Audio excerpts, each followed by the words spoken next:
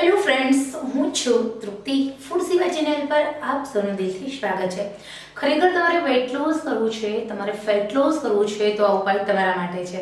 અત્યાર સુધી તમે વજન ઘટાડવા માટેના ઘણા બધા પ્રયત્નો કર્યા છે, પરંતુ તમારું વેઇટ લોસ બિલકુલ થતું નથી. શું કામ? તો વજન આપણા 5 કારણના કારણે ખરેખર વધતું હોય છે. પહેલું, પાચન શક્તિ નબળી હોય છે ત્યારે.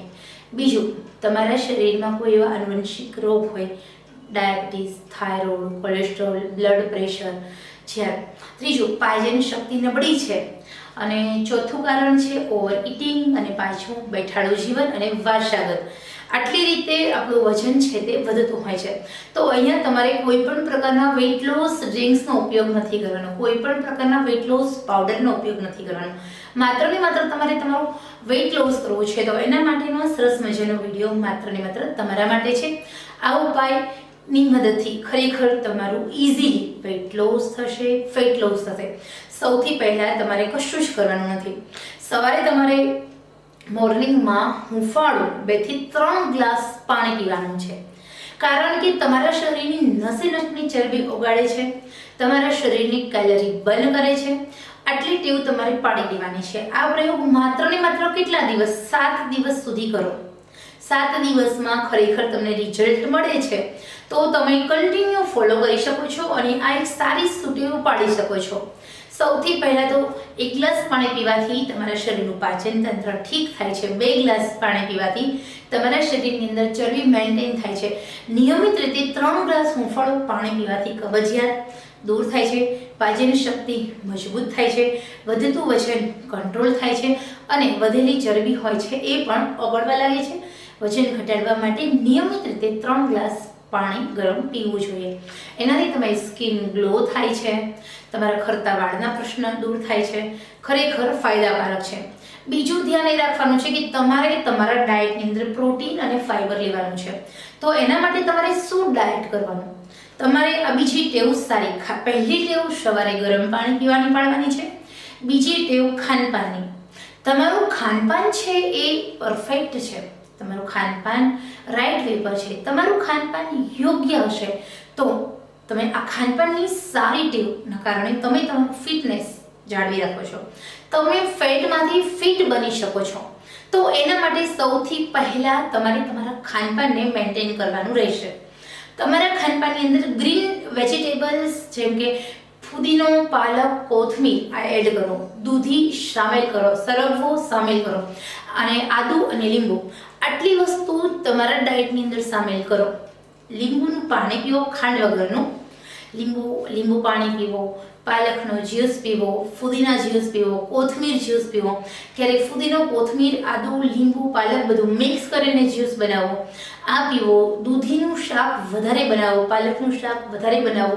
પ્રોટીન તત્વ મેળવવા માટે તમે વધારે પ્રમાણમાં તમે મગની દાળ, ફોતરાવાળી, ફોતરા વગરની મગની દાળ, ચણાની દાળ, અડદની દાળ તમે સામેલ કરો.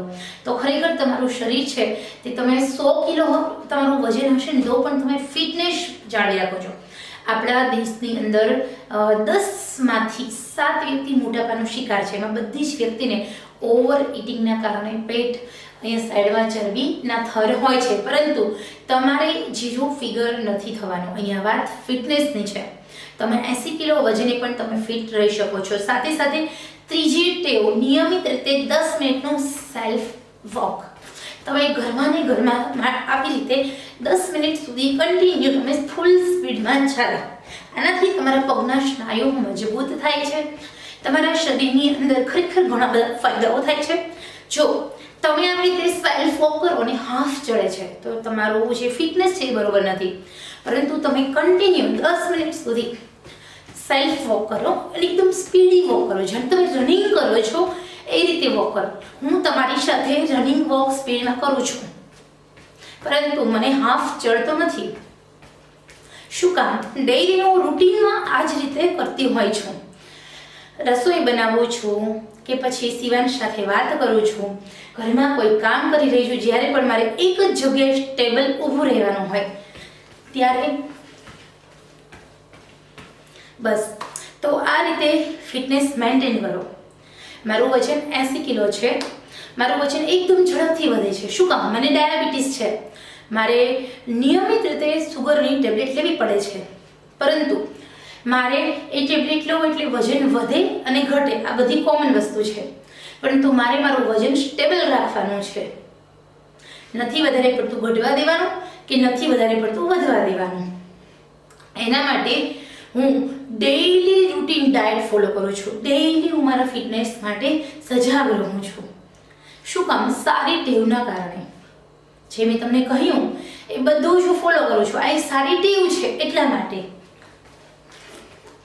બીજું, તમારે નિયમિત રીતે એક આ ફિઝિકલ એક્ટિવિટીઝ કીધી એ કરવાની છે અને સાંજે એટલે કે રાત્રે સૂતાના 2 કલાક પહેલા ભોજન કરવાનું. 1 વાટકીથી વધારે ભોજન નથી કરવાનું. ઘરમાં બનતી બધી જ વસ્તુ જમવાની, બહારની કોઈ જ નહીં. બસ આટલું ધ્યાન રાખશો ને એટલે ફેટમાંથી ફિટ બની જશો. નહીં તમારું વજન વધે કે નહીં તમે ઓવરઈટનો કે ઓવરવેટનો શિકાર બનો. ખાવા પીવામાં ટેવ પાડો, નિયમિત ફિઝિકલ એક્ટિવિટીઝની ટેવ પાડો, ગરમ પાણી પીવાની ટેવ પાડો અને બનો ફેટમાંથી ફિટ. તો ખરેખર મિત્રો, સરસ મજાની માહિતી મેં તમારી સાથે શેર કરી છે. માત્ર ને માત્ર તમારા માટે ઉપયોગી છે. મેં જેવી રીતે સારી ટેવ તમારા માટે શેર કરી, આ 3 ટેવ તમે ફોલો કરશો, 100 વર્ષ સુધી તમે ફિટ રહેશો, કોઈ પણ રોગ હોય એની સાથે. તો મિત્રો, રોગ સાથે જીવન જીવવું ખૂબ અઘરું છે, પરંતુ જો આત્મવિશ્વાસથી તમે જીવન જીવો છો તો તમે એ રોગના દર્દને પણ પચાવી શકો છો અને સાથે બીજે બધા વ્યક્તિને તમે તમારી લાઈફસ્ટાઈલમાંથી જીવન જીવતા શીખવી શકો છો. તો સાચું કહું છું, તમે ગ્રીન શાકભાજી વધારે ખાઓ, એમાં મેગ્નેશિયમ, પોટેશિયમ છે. આપણા અંદરના બધા જ ઓર્ગન્સ છે તે મેગ્નેશિયમ, પોટેશિયમના બનેલા છે. તો આશા રાખું છું તમે ડૉક્ટરને કહો ટાટા બાય બાય. ઘરના રસોડામાં રહેલું આપણું જે આયુર્વેદ દવાખાનું છે એના અમુક ખાનપાનના નિયમો ફોલો કરો, ફિટ બનો, ફાઇન બનો અને વજન તો તમારું 7 દિવસમાં આ પ્રયોગથી ઘટશે જ. અને જો તમારું વજન ઘટે તો 2 થી 3 મહિના કન્ટિન્યુ આ વસ્તુ ફોલો કરો અને 20 થી 25 કિલો તમે તમારું વજન ઘટાડી શકો છો. તો આશા રાખું છું આજની આ સરસ મજાની માહિતી તમને પસંદ આવી હશે તો તમે પણ તમારા સોશિયલ મીડિયામાં શેર કરો. વિડીયો મારો ખૂબ સરસ ઉપયોગી છે, એક લાઈક દિલથી કરશો. અને હા, આટલો સરસ મજાનો વિડીયો પૂરો જોવા માટે દિલથી આભાર.